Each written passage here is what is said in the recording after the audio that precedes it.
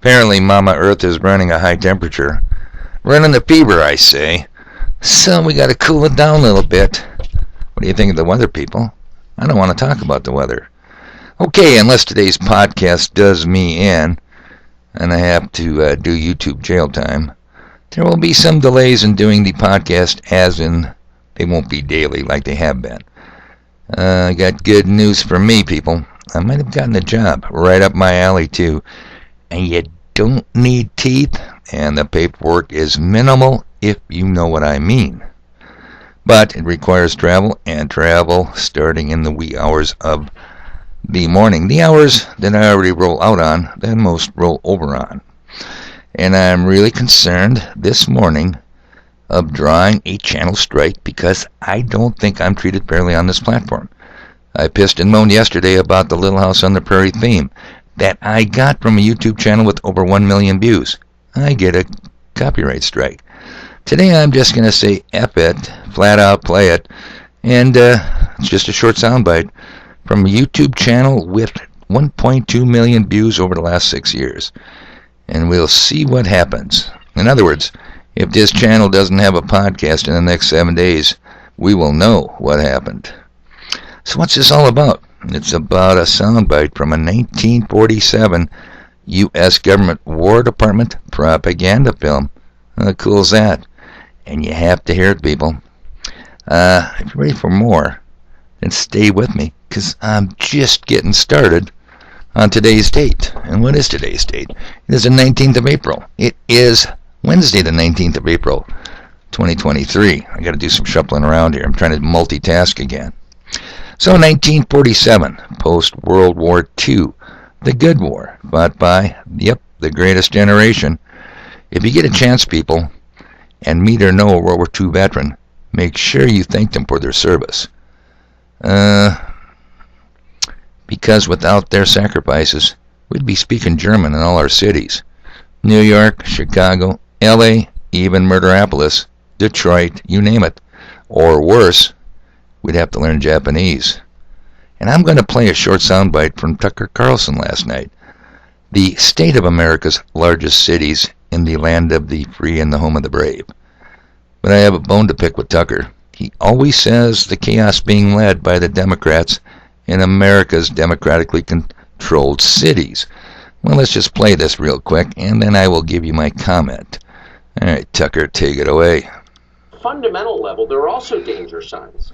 When young people are told by their leaders that work is a scam and that stealing things from other people is a human right, how do you think your economy is going to look in 10 years? How about your civilization? The answer depends in part on just how much idleness and theft you put up with. Any society that cannot declare unequivocally and with confidence that stealing is wrong has no future. When you let the mob loot, you are doomed.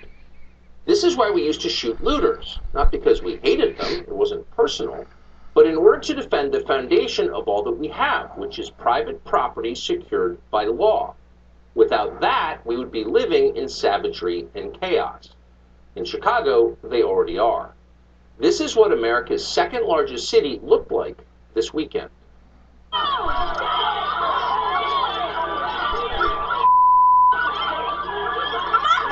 I can only describe this, people, as a very colorful picture, if you know what I'm saying. Yeah, it's outright lawlessness. And Tucker goes on to say it's not just Chi-Town, the open and wide town. It's New York. It's L.A. And you know what? Walmart has closed their last store in Portland, Oregon.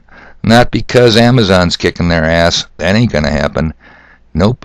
Too dangerous, too violent, and far too much shoplifting, stealing, outright breaking and entering. Okay, so, now what Tucker fails to tell you is the Republicans don't control any major U.S. city. Zero, not one. I don't think it's a fair comparison. Even in the super red state, super red Utah, Salt Lake City has been run by Democrats for 40 years. Now, why doesn't Tucker point that out? No, I can only speculate, people. I can only guess. Tucker knows what I know. You know what? I still say he was subscriber number 255 to my channel. Remember, Tucker worked for CNN for 5 years. 2000 to 2005. I say Tucker knows there's not a dime's worth of difference between Republicans and Democrats. And before you jump through my asshole for saying that, keep in mind, don't forget, when the Donald took office, he had a Republican-controlled Congress, both House and Senate. And I further believe Tucker knows about my three behind every tree. You know it, the Murray, the Mason, and the Jesuit Catholic. And he knows they control both parties. Two wings of the same bird. That's it, period. What are we even going to argue about? So let's get to the 1947 War Department film. Remember, people, 1947, huh? That was 8 years before I was even born. Your flexible, blue, and most humble messenger. Now, here's what I'm going to say. Did the War Department expose the three behind every tree so they could control the narrative? And what's the narrative? Everything I say today, well, it's just a silly hate conspiracy theory. Something you should take with a grain of salt. So, people, listen up. Listen closely. I saw it happen. I saw it first in Berlin in 1932.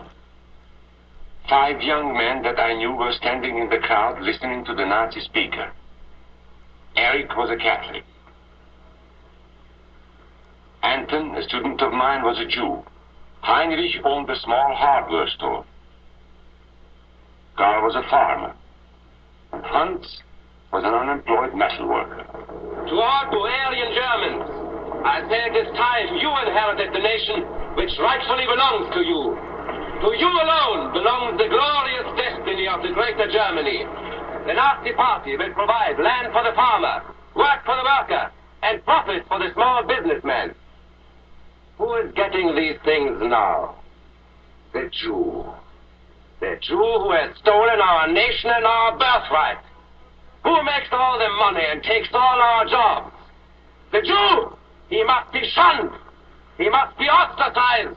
He must be eliminated. And the Catholics. We don't want our great nation run by a foreign church. We Germans will know what to do with these people when the time comes. They and their faith must be destroyed. Then there are the Freemasons. In Germany, we have no place for secret societies. There will be only one society, and that is the Nazi Party. Then there are the Freemasons. Well, sounds to me, people, unless I missed something, unless they stuttered or my ears flapped, sounds to me like they nailed the three behind every tree. So I'm going to leave you with the big question for today. A question big enough to hide the elephant in the room. Did we really win WW2? And before you answer that question, people, look around you, and then you get to decide. Me? I got stuff to do.